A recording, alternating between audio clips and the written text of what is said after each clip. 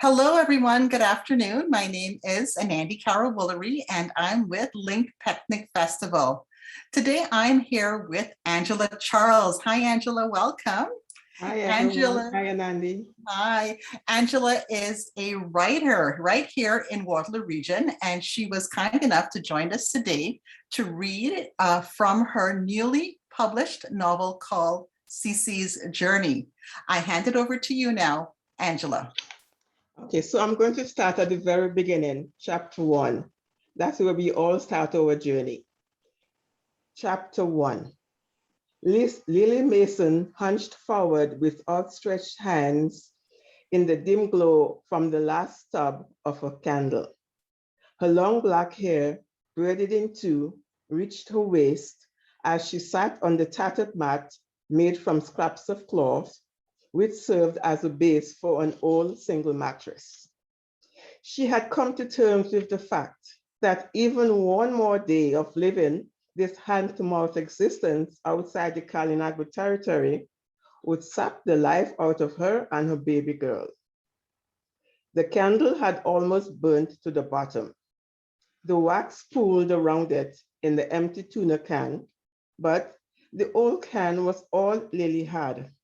All she could afford. It was either that or the mud floor of the shack. The light flickered, then with a last hurrah, burned brightly to reveal her trembling hands. Her eyes pooled with tears that soon ran down her cheeks. After wiping away the tears, she gently stroked the face of her baby who was sleeping peacefully in a handcrafted Kalinago basket. One hand rested protectively on the basket, while the other tenderly wrapped the old frayed shawl around her baby daughter. My precious child, you are my life, my hope, my everything.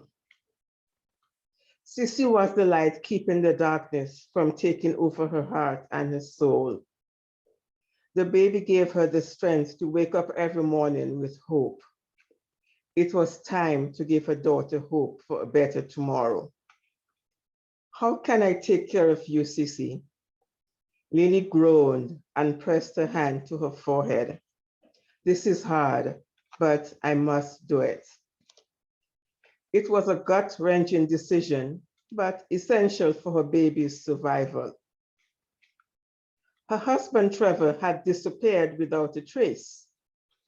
She tried to raise the baby on her own, but with no means of moral or financial support. Unsuited for work outside their territory, despite her position as the chief's daughter, Lily had to abide by the law and leave the territory after she impetuously married a non-Kalinago. Trevor had not provided a comfortable home, nor did he fulfill his duty to provide for her basic needs and comforts. After the wedding ceremony, they had wandered around with no place to lay their heads until they stumbled upon a deserted shack containing the meager belongings of the previous occupants. Tired and discouraged, Lily had stumbled onto the floor of the shack, grateful for even this place.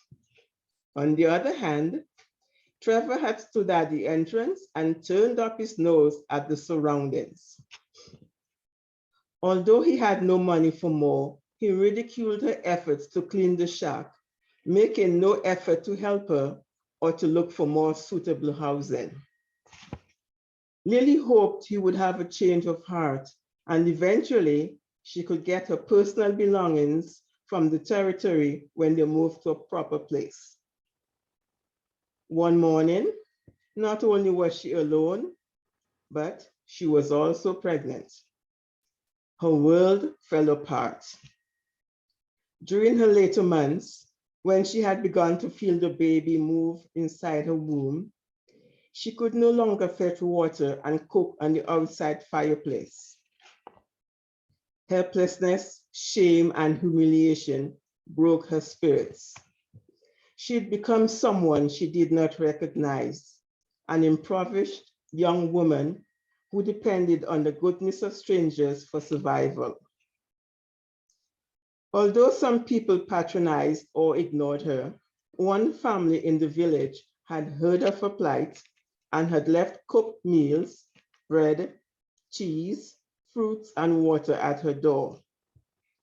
Lily stood in the doorway, clasping her hands to still the trembling, to speak to the family member before the person could leave. Tears of gratitude had filled her dark brown eyes. Wait, please. I want to thank you and your family.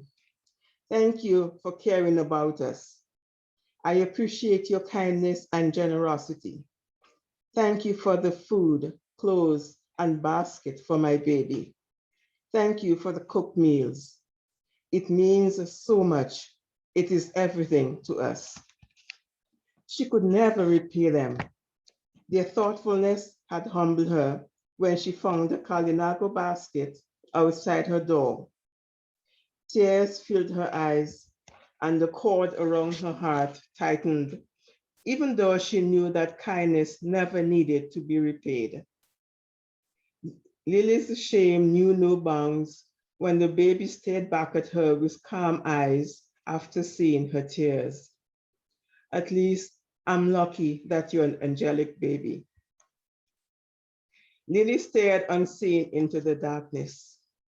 She was once someone with a secure, loving home, loving parents. Then she was a happy teenager who greeted visitors in the Kalinago territory and performed traditional dances with the local dance group. But those felt like distant memories.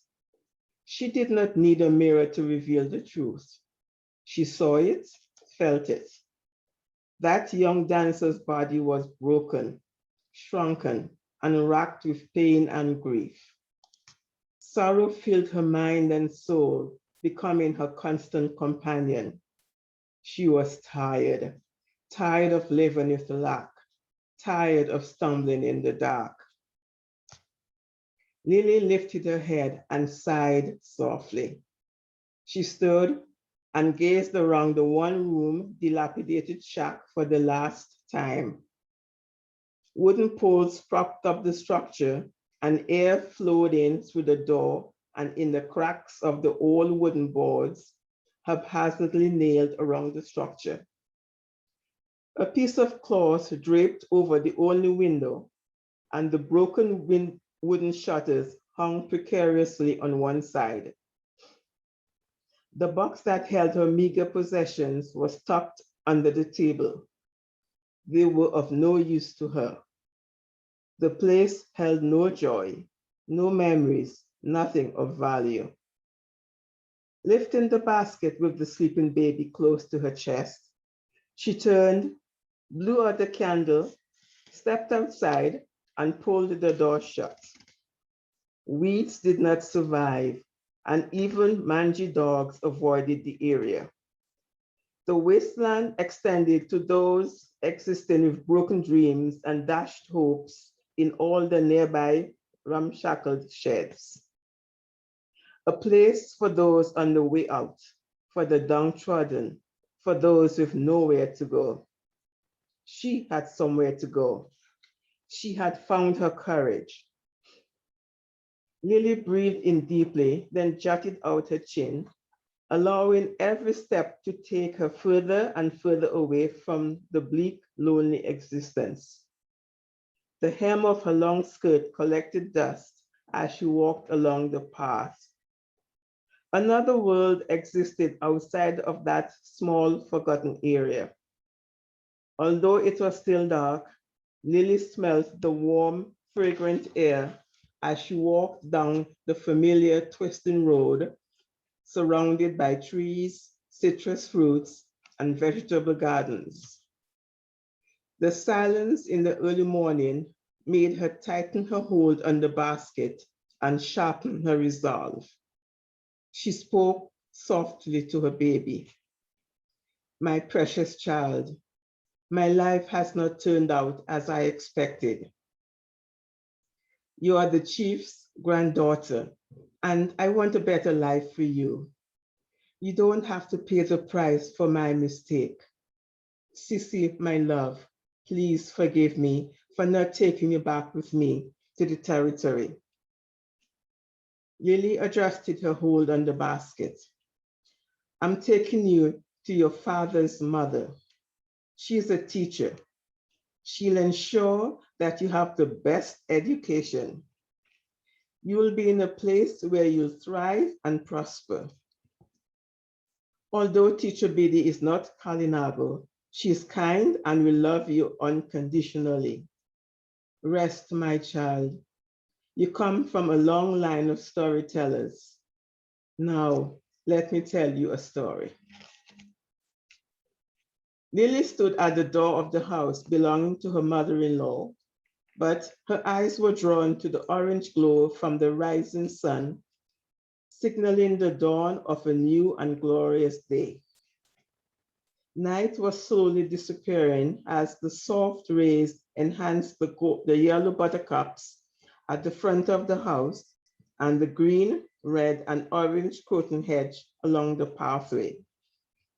The light not only heralded the beginning journey of the sun as it moved in the skies, but it also declared the start of the journey for her baby girl. Inside the house, she removed the baby from the basket and thrust her at Bridget Biddy Mason before losing courage. Here, you take her. Then she hid her hands to keep them still, afraid of reaching up to reclaim her child. Biddy stared at Lily in confusion, hands automatically reaching out to hold the baby. Biddy was of average height with brown caramel complexion and curly black hair in large twists, pinned up at the back. Her morning coffee completely forgotten. Lily, what has happened? What's going on? Biddy rocked the sleeping baby. A slight wind could blow Lily away. Her face was hollow and her normal light brown skin looked paler. She appeared 10 years older than her years. Lily shook her head, then placed a frail hand on Biddy while she gazed at her daughter. Lily's nails were bitten and ripped. You're a teacher. You'll raise her right. Lily quickly interrupted. Please, your son left me. I cannot manage. A single tear slowly rolled down Lily's cheek. Her lips trembled and her shoulders heaved with emotions. Please take her, love and protect her, educate her, give her a life, let her fly, please. What's her name? Sarah. A good name, fit for a princess, but I call her Sisi. It's part of our name for a bird. Lily's eyes stayed on the baby. She's a good baby, not fussy. She'll not give you any trouble. She stroked Sisi's face. The pain in her chest intensified. Teacher Biddy was Sisi's only hope. Besides wanting a better education for her daughter, Lily knew the council in the territory viewed single mother households as ultimately leading to a breakdown of the Kalinago family. Biddy nodded, but her eyes were full of concern. You don't look. Teacher Biddy, only Sisi matters. Please take her. Tears trembled on Biddy's eyelids. She grew quiet, looked from Lily to the baby and sighed. The child was the image of her mother. She lifted her head and gave Lily a sad smile. Of course. Lily let out a deep sigh. Tell her I love her. I'll always love her. She squeezed her eyes shut. After opening her eyes, she took one last lingering look at her daughter, bowed her head, and turned her back. The scream stuck in Lily Mason's lungs as she got further and further away from the house. She wrapped her arms around her body and shivered. She had reached the peak of her life when she gave Sisi a future and the freedom to fly. Now she had no reason to live. Exhausted and unrelentingly depressed, she returned to the bosom of her people in the Kalinago territory. The end of chapter 1. Thank you.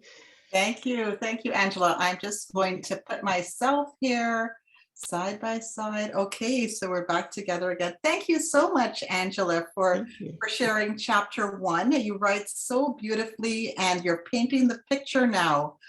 We haven't got a chance to really, this is Sisi's journey. Yes, it and is. we haven't had a chance to meet her yet, really, because she's still very small. Yes. Just to give the listeners that are here today, just to give them some background. So this story is set, the beginning is set in Dominica. It is. Do you have a connection to Dominica? Yeah, I was born in Dominica, and I'm sort of descendants from the Kalinagos. Okay, and so then I assume then are there still Kalinago peoples that practice their way of life in Dominica? Yes, that's why it's called the territory. It's called the Kalinago territory.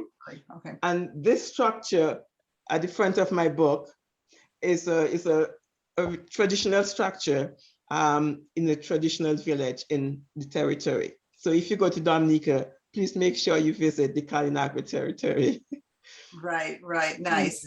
So Sisi now has now put into the care of her grandmother Biddy. Yes. And so, now she's a bit removed from her culture, it seems like. Very removed. She's no longer in her culture. She is in the Black culture. She's in the Dominican culture, and she grows up with her grandmother.